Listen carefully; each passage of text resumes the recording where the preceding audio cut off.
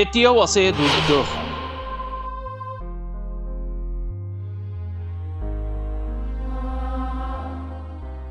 এতিয়াও বানৰ কবলত 5.97 লাখ লোক। পূৰ্বতকৈ বানপানীৰ প্ৰকোপ কিছু কম হলেও কম হোৱা নাই মানুহৰ মাজত দুৰ্দশা।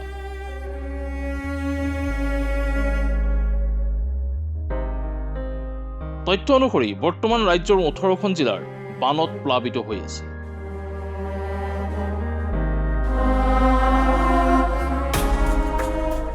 এই জিলাকেইখনৰ ভিতৰত আছে কাছাৰ, নলবাৰী, কামৰূপ, গোলাঘাট, মৰিগাঁও, চিৰাং,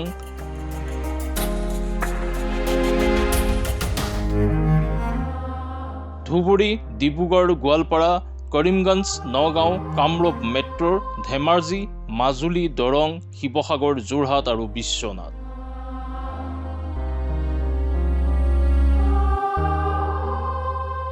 এই জিলাসমূহৰ 52টা ৰাজচক্ৰ আৰু 1342খন গাঁও বৰ্তমানো প্লাবিত হৈ আছে বানত।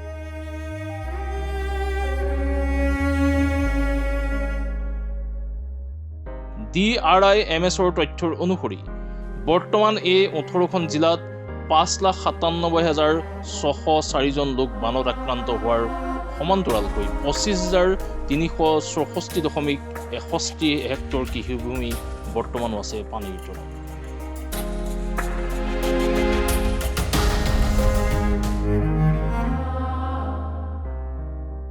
এই জিলাসমূহৰ সৰ্বাধিক কাছাৰত 1,15,900 লোক বৰ্তমানো বানৰ কবলত আছে। তাৰ সমান্তৰালকৈ বানৰ কবলত মৃত্যুৰ সংখ্যা বৰ্তমান 93 জনলৈ বৃদ্ধি পাইছে।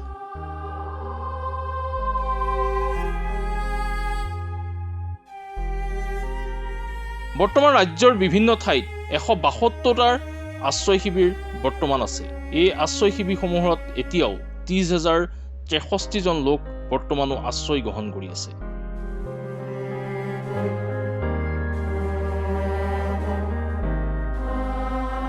ইয়াৰ উপৰিও সাহায্যৰ ব্যৱস্থাৰ ইতিমধ্যে প্ৰশাসনে কৰি আছে বুলি জানিব পৰা গৈছে।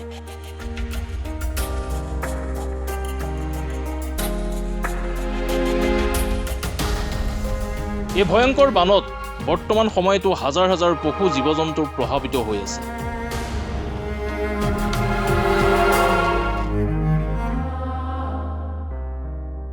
ৰাজ্যত হৈ যোৱা ভয়ংকৰ বানৰ ফলত বিভিন্ন জিলাত 9টাকৈ মাথাউৰি ভঙাৰ লগতে এইবাৰ বানত 100ৰো অধিক পথ নষ্ট হৈছে।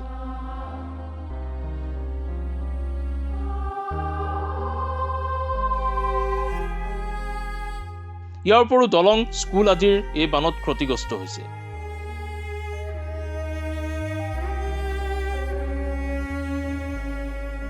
বানৰ প্ৰকোপ পূৰ্বতকৈ কিছু হ্ৰাস হলেও দুৰ্দশা কমা নাই মানুহৰ মাজত।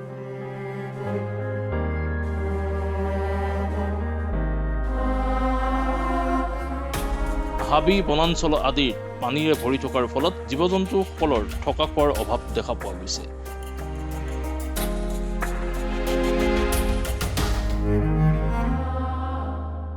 যাৰ ফলত একাংশ জীৱ-জন্তুৱে ওখ স্থানত আশ্ৰয় লোৱাৰ বিপৰীতে কিছুমান জীৱ-জন্তুৰ মানৱ বসতিপূৰ্ণ অঞ্চলত তাণ্ডৱ চলোৱাৰ দেখা পোৱা গৈছে।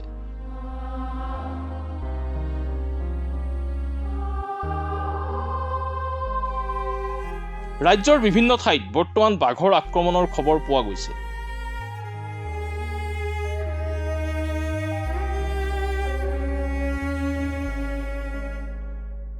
বৰ্তমান সময়তো কলিয়াবৰ তথা নগাঁৱত 3টাকৈ বাঘৰ সন্তাস চলি আছে।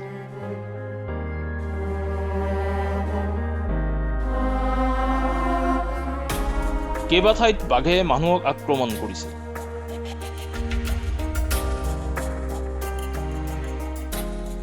এনে পৰিস্থিতিত এক সন্তাসৰ মাজেৰে কটাইছে বানাকান্তৰ সকল।